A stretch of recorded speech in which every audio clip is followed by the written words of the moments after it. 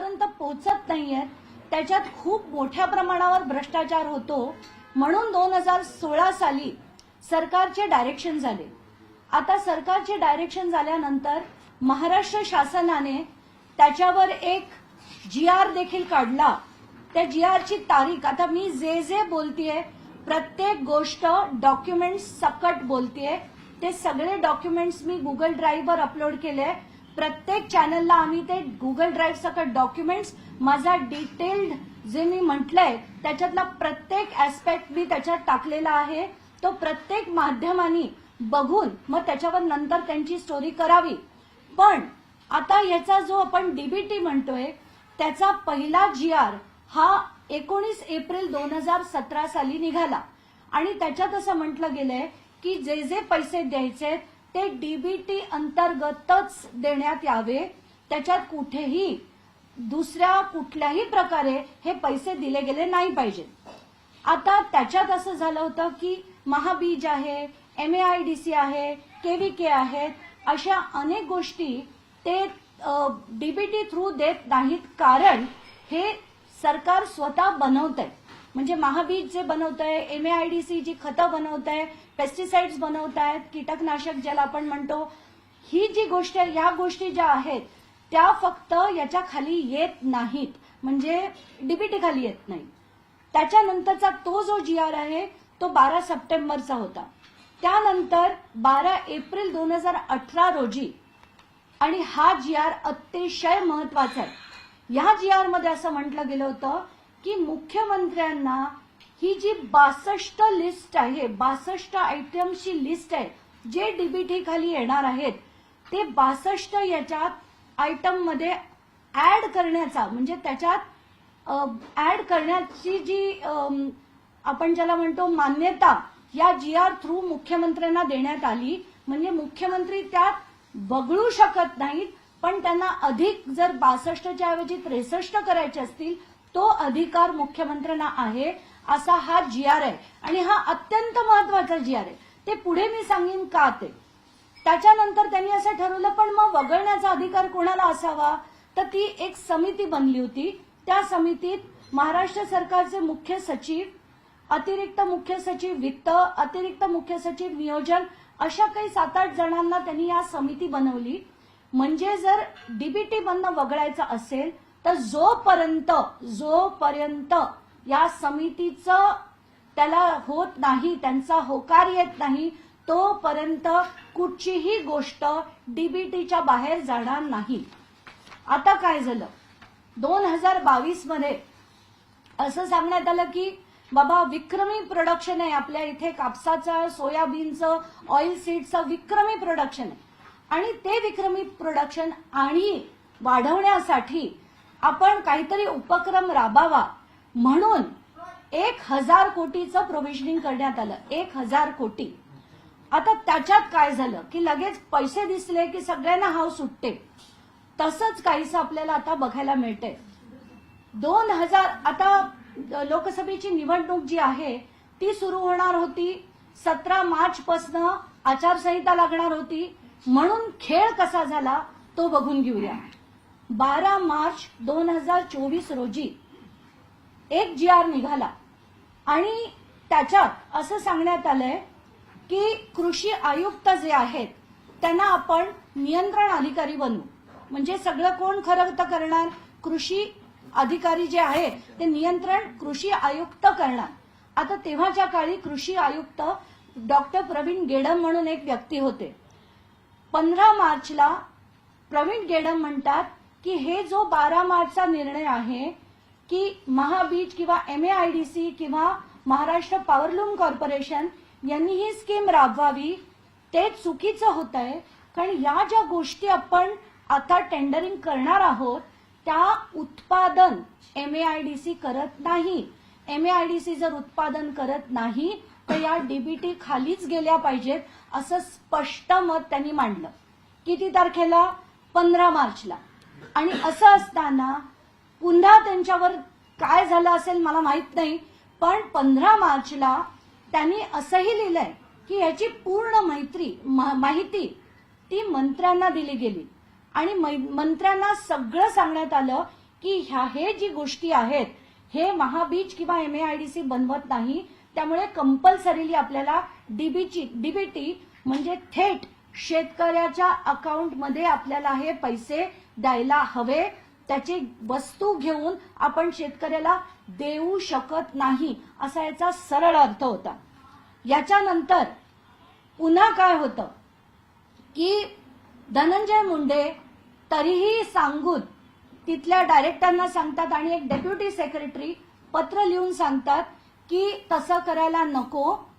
पुन्हा आयुक्त त्यांना सांगतात की नाही, आपल्याला याच्यावर एक वेगळ्या प्रकारचा GR काढावा लागेल. डेप्युटी सेक्रेटरी पुन्हा त्यांना लिहितात की आज GR काढण्याची गरज नाही. मुख्यमंत्र्यांनी यांना परवानगी दिली. म्हणजे काय झालं बघा, सुरुवात होते 12 तारखेला, 15ला ऑब्जेक्शन येते, पण 16ला मुख्यमंत्री ज्यांच्याकडे खरं जे मी म्हटलं अथॉरिटीच नाहीये ते मुख्यमंत्री त्याला परवानगी देतात. आता त्यांना ह्या सगळ्या गोष्टी माहिती नसतील. रात्रीच्या रात्री धनंजय मुंडे गेले अजित पवारांकडे, त्याच्यावर अजित पवारांची सही, नंतर ते गेले मुख्यमंत्र्यांकडे, अजित पवारांनी जर सही केली असेल म्हणून मुख्यमंत्र्यांनी पण सही केली आणि ते देऊन टाकण्यात आले. तेव्हाचे मुख्यमंत्री शिंदे होते आणि त्याच्यानंतर ही स्कीम राबवण्यात आली. आता ती आहे काय हे समजून घेऊया आपण.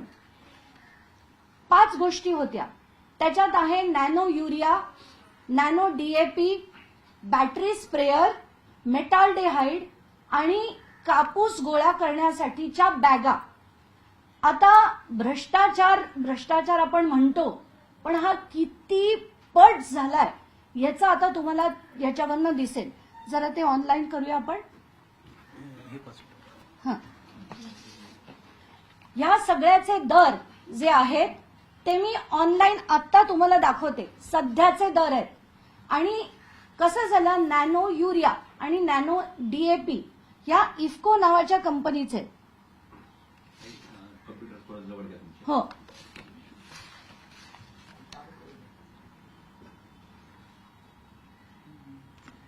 हा नॅनो युरियाचा आजचा भाव आहे.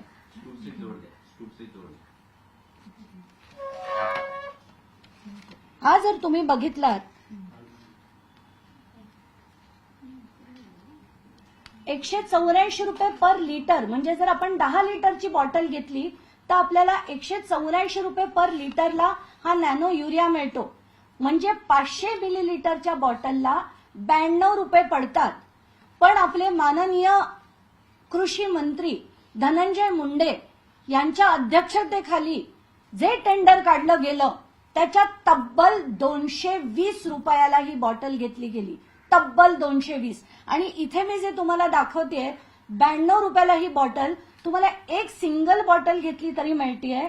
पण आपले माननीय कृषी मंत्री यांनी 19,68,408 बॉटल्स ह्या 220 रुपयांनी घेतल्या.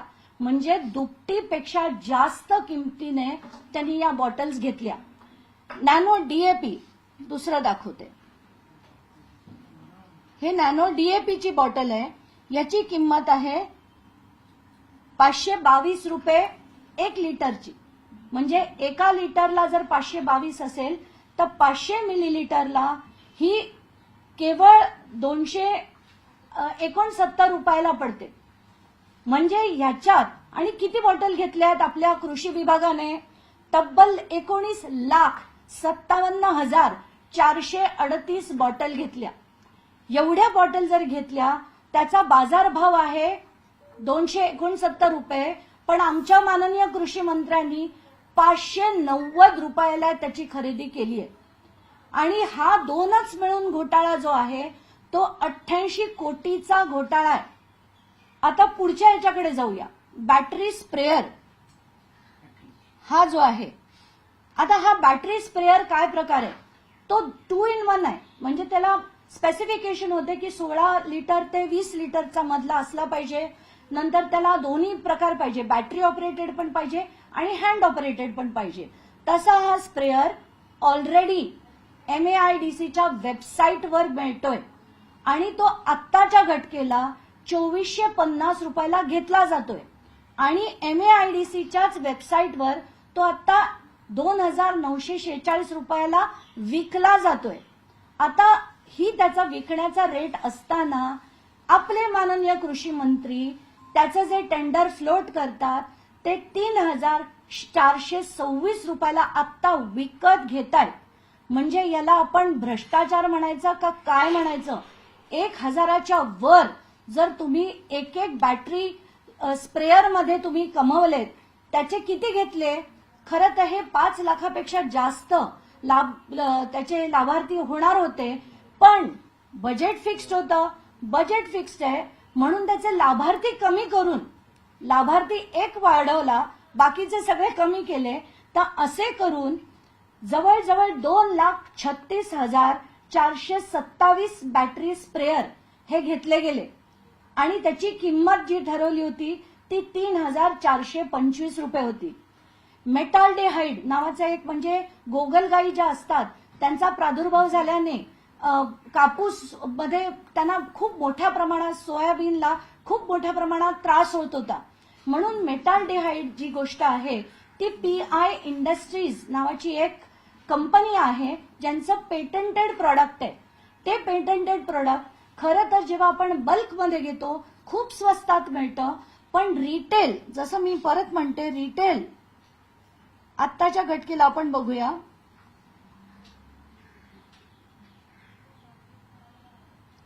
हे जे प्रोडक्ट आहे हे आता 817 रुपयाला मिळते.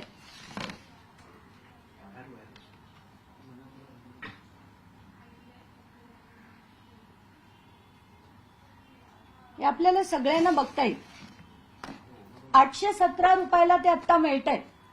पण माननीय कृषी मंत्री धनंजय मुंडे साहेबांनी 1275 रुपयाला हे विकत घेतलं. आणि किती घेतलं? 1,96,441 किलो हा याचा ऑनलाईनचा, म्हणजे 1 किलो जर आपण विकत घ्यायला गेलं तर ते 817ला मिळतंय. पण आपण 1,96,000 किलो विकत घेतोय आणि ते पण 1275 रुपयाला. 5वा भाग कॉटन स्टोरेज बॅग्स या तब्बल 6,18,000 घेतल्या गेल्या. आणि त्या कशा घेतल्या गेल्या? तर काहीच दिवसांपूर्वी ICAR नावाची जी संघटना आहे, जी सरकारी ऑर्गनायझेशन आहे नागपूरला, त्यांनी 20 अशा बॅग्स घेतल्यात आणि ते मी माझ्या डॉक्युमेंटमध्ये लावलेलं आहे. 20 बॅग घेतल्या 577 रुपयाला. पण माननीय कृषी मंत्री यांनी जे केलं टेंडर, त्याच्यात या बॅग तब्बल 1250 रुपयाला घेतल्या गेल्या. आणि असा सगळा हा घोटाळा जो आहे, 342 कोटीचं टोटल टेंडरमध्ये 160 कोटी रुपये सरळ सरळ गेले. आणि हे मी कुठल्या याच्यात म्हणतेय? 160 कोटी ऑनलाईनच्या रेट प्रमाणे. हे जर आपण बल्क रेट पकडले तर कमीत कमी 20% अधिक होतं. म्हणजे 200 कोटी 342 कोटी बनले गेले. इतके महान कृषी मंत्री जे एकच वर्ष त्या पदावर होते, जुलै 23 ते नोव्हेंबर 24, एका वर्षात या व्यक्तीने जर इतका अफाट पैसा, तो पण शेतकऱ्याचा खाल्ला असेल, तर अशा लोकांना त्या पदावर राहण्याची, मंत्री बनण्याची आणि मंत्रीपद आज त्यांचं ठेवण्याची खरंच गरज आहे का? आणि आता तरी मला असं वाटतं की महाराष्ट्राच्या मुख्यमंत्र्यांनी याचा गंभीरतेने विचार करायला हवा. आता मी तुमच्या पुढे बाकीचे डिटेल्स काढते. प्रत्येक गोष्टीत कसा कसा त्यांनी घोटाळा केला, म्हणजे कसा केला आणि किती ब्लेटंटली केला. आता आपण पहिल्या टेंडरकडे येऊया. या पहिल्या टेंडरमध्ये निविदा प्रोसेस कसा असतो की आधी प्रशासकीय मान्यता मिळते. प्रशासकीय मान्यता मिळाल्यानंतर ऍडव्हर्टाइजमेंट होतात, त्याच्यानंतर टेंडरिंग होतं, मग त्याच्यात L1 कॉन्ट्रॅक्टर होतो. L1 कॉन्ट्रॅक्टरला ते टेंडर दिलं जातं आणि त्याची वर्क ऑर्डर निघते.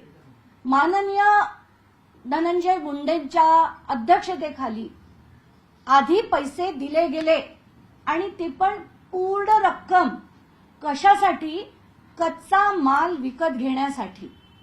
कच्चा माल विकत घेण्यासाठी पूर्णच्या पूर्ण रक्कम 16 तारखेला दिली गेली, 16 मार्चला. तर आधी मला वाटलं होतं की कदाचित यांना ते दाखवायचं असेल की ते 31 मार्चच्या आधी किंवा लोकसभेची लागण्याच्या म्हणजे ती आचारसंहिता लागण्याच्या आधी त्यांना पैसे देऊन टाकायचे असतील, पण तसं नाही. त्याच्यात लिहिलं काय गेलं, कच्चा माल विकत घेण्यासाठी हे केलं जातंय. आणि हे जेव्हा आम्ही बघितलं तर खरंच डोकं फिरलं. त्याच्यात काय काय केलंय बघा. 16 मार्चला पैसे देऊन टाकले, निविदा कधी काढली 30 मार्चला. बॅटरी स्प्रेअर 28 मार्चला पैसे देऊन टाकले, 5 एप्रिलला निविदा काढली. म्हणजे तुमचं आधी ठरलं होतं का की निविदा कोणाला द्यायची?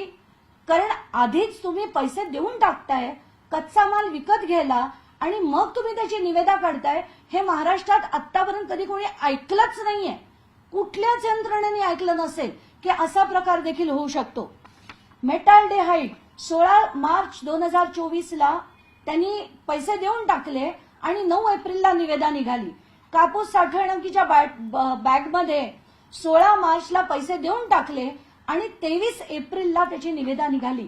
काय घाई होती एवढे पैसे देऊन टाकण्याची, ते पण आता आपण बघून घेऊया. तर आत्ताच्या घटकेला आपण एक एक मुद्द्याकडे येऊया. नॅनो डीएपी आणि नॅनो युरियाचं टेंडर जे मी म्हटलं 16 तारखेला पैसे देऊन टाकले आणि नंतर 30 तारखेला त्याची निविदा मागण्याची तारीख होती. आता याच्यात जसं मी म्हटलं जवळजवळ 19.5 लाख बॉटल 500 mlच्या या डीएपीच्या घेतल्या गेल्या आणि युरियाच्या घेतल्या गेल्या. जवळजवळ 19.5 मी का म्हणते 19.5 लाख, कारण एक होती 19,68,000 आणि दुसरी होती 19,57,000. त्याच्यात इफ्को नावाची कंपनी, म्हणजे गंमत बघा, MAIDC हे टेंडर प्रोसेस करणार. MAIDC इफ्को नावाच्या कंपनीचं डायरेक्ट डिस्ट्रीब्युटर आहे. पण हे डायरेक्ट डिस्ट्रीब्युटरनी खरं तर तिथून माल घेऊन देता आला असता, पण तो डायरेक्ट डिस्ट्रीब्युटर घेत नाही. टेंडरमध्ये करेक्शन करून आपण हे एका डीलरकडनं घ्यावं असं ठरतं आणि त्या डीलर मार्फत या सगळ्या बॉटल्स घेतल्या जातात. पुढे त्याच्या निवेदनात काय होतं बघू आपण, की उलट म्हणजे प्रत्येक गोष्ट त्यांनी कशी बदलली. त्यांनी 50 कोटीची जी टेंडर कंडिशन होती की एखाद्या डीलरचा जर 50 कोटीचा टर्नओव्हर असेल तर तो 50 कोटीचा टर्नओव्हर बदलून त्यांनी 1 कोटी केला. म्हणजे किती किती सगळे कसे कायदे तोडवून टाकले त्यांनी, याचं याच्यावरनं उदाहरण मिळेल तुम्हाला. कुठल्याही आता कसं आहे की एखादी निविदा काढल्यानंतर अनेक गोष्टी घडतात, टेक्निकल इव्हॅल्युएशन होतं, या सगळ्या गोष्टी घडतात, पण या कुठेही झालेल्या आपल्याला दिसत नाहीयेत. 2 ज्या होत्या निविदा, दोन्ही डीएपीच्या आणि युरियाच्या, या तब्बल एक होती 25 कोटी 19 लाखाची, 25.19 कोटी हे सरळ युरियामध्ये गेले आणि डीएपी मध्ये 62 कोटी हे पूर्णपणे गेले. दुसरं, आता मेटाल्डेहाइड घोटाळा. मेटाल्डेहाइड एकच कंपनी बनवते. सरकारला वाटलं पेटंटेड प्रोडक्ट आहे, थेट खरेदी करू शकतात, पण इथे सुद्धा थेट खरेदी होत नाही. 4 लोकांनी त्याच्यात बीडमध्ये भाग घेतला. कोण होती 4 माणसं? महाराष्ट्रातली एकही नाही. MAIDC काय आहे? MAIDC म्हणजे महाराष्ट्र अॅग्रो डेव्हलपमेंट कॉर्पोरेशन, आणि म्हणजे महाराष्ट्राच्या कंपन्या, महाराष्ट्राचे शेतकरी यांनी हे डेव्हलप करण्यासाठी MAIDC आहे. पण हे काय करतात, जी निविदा काढतात ती कशी काढली बघा. याच्यात जे 4 जण ज्यांनी बीड केलं ते सगळेचे, त्यांच्यापैकी एकाची बाब नाकारण्यात आली आणि 3 पात्र होते. त्या पात्रतेसाठी आवश्यक असलेला 10 कोटीचा जो मिनिमम टर्नओव्हर आहे तो देखील पूर्ण करण्यात आला नाही. आणि एकाचा 6 कोटीचा होता, एकाचा 1,85,00,000 होता. अशा दोघांकडे हे देण्यात आलं आणि ते पण तब्बल 450 रुपये वर ही निविदा देण्यात आली. आता गंमत, सगळ्यात मोठी गंमत म्हणजे बॅटरी स्प्रेअर घोटाळा. याच्यात खरं कसं असतं की आता मला टेंडर भरायचंय. महा टेंडर नावाचं पोर्टल आहे. महा टेंडर पोर्टल मधनं MAIDC मध्ये मी येणार. त्याच्यातनं 8 वेगवेगळे म्हणजे त्याच्यात ऍग्री इक्विपमेंट आहेत, ऍडमिनिस्ट्रेशन आहे, नोगा नावाची एक गोष्ट आहे, ती मी तुम्हाला मुद्दाम वाचून दाखवते. प्रशासन विभाग, कृषी अभियांत्रिकी विभाग, पशुखाद्य विभाग, नागरी विभाग, खत विभाग, कीटकनाशक विभाग, वित्त आणि लेखा विभाग आणि एक नोगा विभाग म्हणून आहे. तर बॅटरी स्प्रेअर म्हणजे कीटकनाशक आणि हे सगळे मारण्यासाठीचा जो स्प्रेअर आहे तो खरं कुठल्या कॅटेगरीमध्ये यायला हवा, तो इक्विपमेंट मध्ये यायला हवा किंवा त्यांना ज्याच्यात घालायचं त्याच्यात घालावा. तो घातलाय कशात? नोगा. आता नोगा म्हणजे काय? Nagpur orange growers association. म्हणजे यांच्याकडनं काय खरेदी करतं सरकार? तर जॅम म्हणा, केचप म्हणा, या गोष्टी खरेदी करतं. याच्यात एक अतिशय म्हणजे तुम्हाला धक्का बसेल हे ऐकून. त्याचं शीर्षक काय होतं या टेंडरचं? तर त्यांनी शीर्षक केलं की एकच मिनिट द्या, हा कारखाना